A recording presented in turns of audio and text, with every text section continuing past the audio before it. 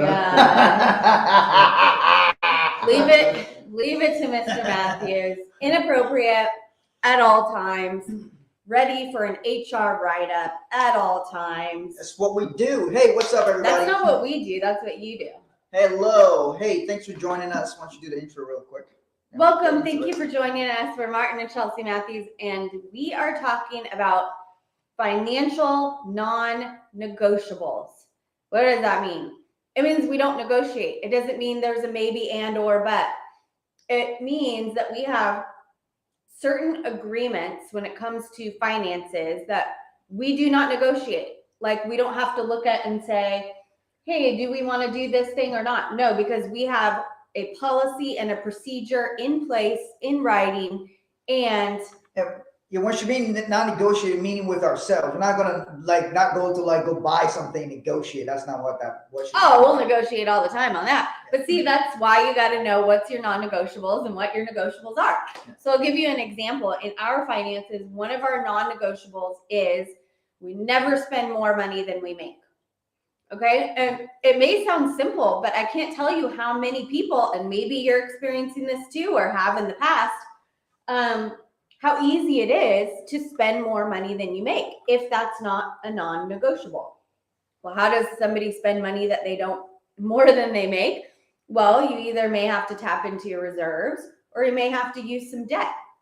And so this is how people start putting cracks into their financial house by not having these non-negotiables, these agreements that are put in place to be able to reach your financial goals and targets and to build the strength and foundation of your financial house and your life and business, and to not put it at risk. Yeah. So speaking of crack is one of the things, and drug habits will be one of the things that mess up your finances, guys, because people waste money on crack and other types of drugs. Don't do the get the good stuff. Okay, no, I'm just kidding.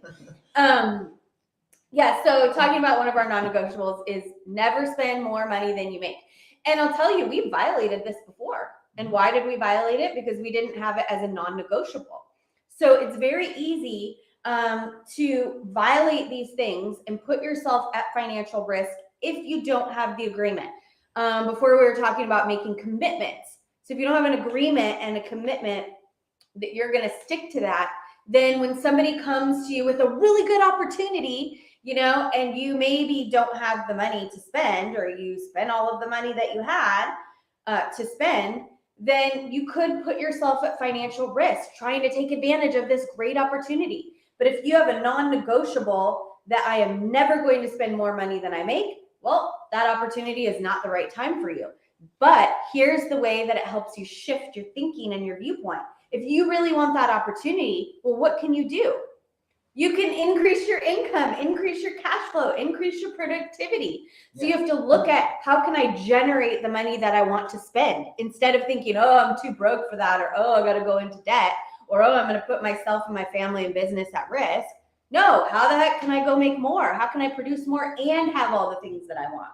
So here's why having first of all, a non-negotiable means something that you're not going to debate with yourself on.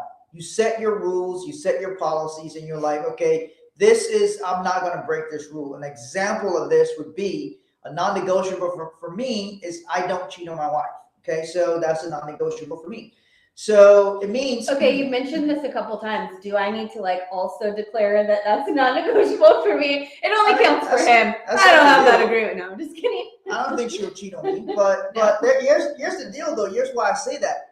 I don't like strip clubs. I don't like going to strip clubs. If I was at the strip club and there's a naked woman in front of me, I still would not cheat on my wife. Why? Because that is a non-negotiable for me. That's the decision that I have made. Because if I cheat in one area, I'm going to cheat in many other areas.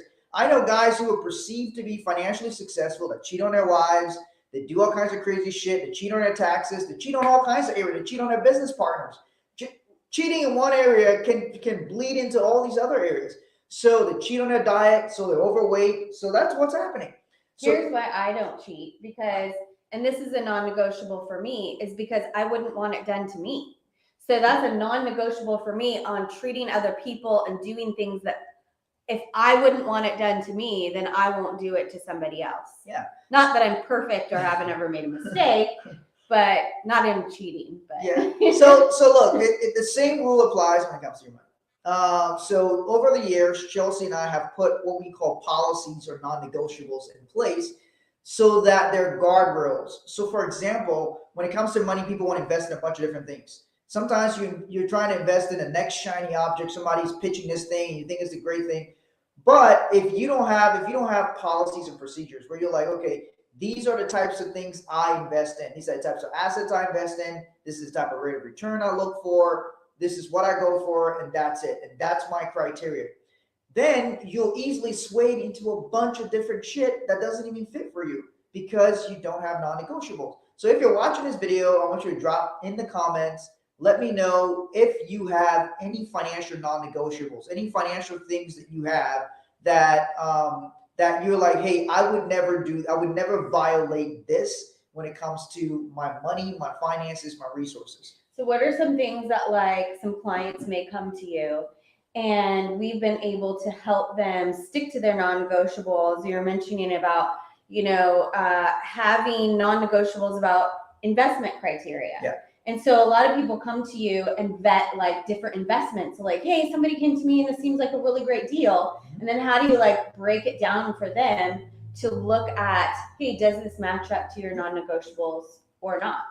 Well, if something promises like astronomical returns, and they're presenting it to you, if you're not a very sophisticated investor, like you're not wealthy, and they're presenting this opportunity that is going to give outsized returns, that should be a red flag right there. Because first of all, if somebody's, and this happens all the time with scams, if somebody's promising you super high returns and you're broke, why the fuck would they bring it to you? They're not going to bring it to you. They're going to bring it to somebody who's already wealthy if it is a legitimate thing. They're bringing it to you because they think you are unsophisticated and you won't be able to determine it. And I've literally told people this. I'm like, dude, why would they bring it to you? You don't have $1 million to invest. If the person was able to consistently produce this astronomical returns, why wouldn't they go and take it to somebody who has $1 million, 10 million? Why wouldn't they take it to a fund? Why would it bring it to you for $100? They're not going to bring it to somebody like in that position. Even $1,000, even 10 grand, they're not going to bring it there. So once you start to see things that seem like wild anomalies, I hate to use the phrase too good to be true, because that is sometimes something is true and then you might think it's too good to be true. But I'm talking about like outsized returns, where it's like super high. That's one thing that we show people about. I'm like, hey, look, this thing is probably not a real legitimate thing.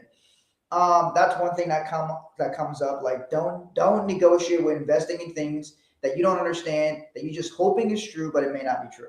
What's an example of like someone in our program that may come to us with something that does seem like a good investment or something that could be a good opportunity, but because of how we're able to look at all of their finances, then we can determine that maybe that isn't something that matches up to their investment portfolio or criteria or goals. Yeah, I'll give you an example of this. This is a real life example. One of our clients came to us. They were looking to do a real estate transaction. And so in a real estate transaction, they really liked the person they wanted to do this deal with. But we had laid out their targets and like, hey, here's the target rate of return that we need to earn over this period of time. And that was the investment criteria. The deal that they were being offered was providing a lower return than their target rate of return that they needed to get. But they really, really liked this person who was presenting the deal to them. And so I looked at it. I'm like, look, I know you really like this person. I'm sure they're a good person and everything. I checked the guy out. I'm like, okay, he seems to be a decent guy and all that. But however, this is below our target rate of return. So if you put money into this deal, you are going to end up regretting it, because every time you get it, you're like, hey, this is lower than I'm expecting or I need to hit in order to reach my goals and targets. So they went back. I'm like, go back, renegotiate the deal, see if you can get more points on the deal and get to your target rate of return. So they simply went back and said, hey, look, I love the deal. I want to partner and do this deal with you, but my financial goals that I've laid out, one of my non-negotiables is that any investment I do has to minimally hit this target rate of return, and that's what I need. So if you can bring it up to that amount, then I can do the deal with you. And the other person who was presenting the deal was like, yeah, great, I can do that. I can match that. And so the deal was able to get done just based on that fact alone. So that's one of the ways that people in our programs actually benefit from the guidance that we provide, having clear non-negotiables, and looking at the actual financial picture so that they can actually implement the things that they want implementing and get the results they're looking for. So we would like to hear from you what your financial non-negotiables, what are your financial non-negotiables? Do you have any? Or if this is something that you would like help with, put a comment or check out some of our links in this video, and we would be happy to help you. If you'd like help evaluating any opportunities that you're looking at, creating non-negotiables based on your targets and your financial goals, we'd love to help you. All right. Well, thanks for watching, and we'll see you next time.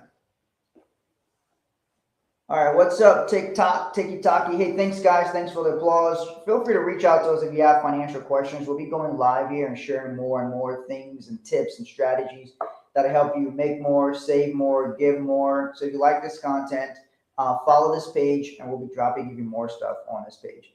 Same thing on Instagram. You guys are welcome to do the same thing here. Feel free to DM us, send us any questions you have. And for those of you who have financial deals, particularly in the real estate space, you're welcome to reach out to us for that. All right, guys, talk to you later. What he said.